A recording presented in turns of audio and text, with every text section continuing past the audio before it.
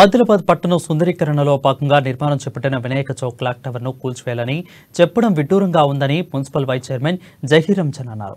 ఆదిలాబాద్ పట్టణంలోని బీఆర్ఎస్ కార్యాలయంలో ఏర్పాటు చేసిన మీడియా సమావేశంలో ఆయన మాట్లాడారు. BJP MLA Payal Shankar municipal శాఖ అధికారులతో నిర్వహించిన రివ్యూ మీటింగ్లో వినాయక చౌక్ క్లాక్ టవర్ను కూల్చివేయాలని ఆదేశించడం శోచనీయమని పేర్కొన్నారు. ఆయన చట్టానికి వ్యతిరేకంగా మాట్లాడుతున్నారని ఆరోపించారు. టీఆర్ఎస్ ప్రభుత్వ హయాంలో జరిగిన అభివృద్ధి ఆయనకు కనిపించడం లేదా అంటూ ప్రశ్నించారు.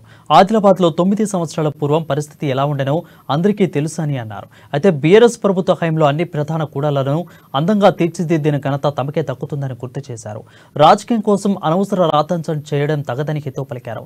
ఈ మీడియా సమావేశంలో బీఆర్ఎస్ కౌన్సిలర్లు, లీడర్లు పాల్గొన్నారు.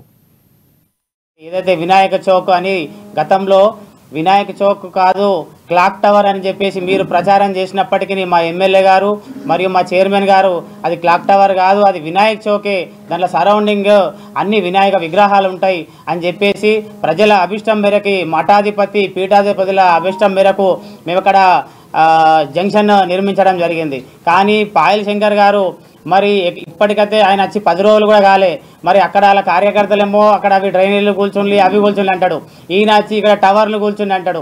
మరి 10 సంవత్సరాల నుంచి కేంద్రంలో మీ ప్రభుత్వం ఉండే, మరి ఆదిలాబాద్కు మీ 11 మంది కౌన్సిలర్లు ఉండే, 10 రూపాయలు కూడా తీసుకొచ్చిన దాఖలాలు లేవు.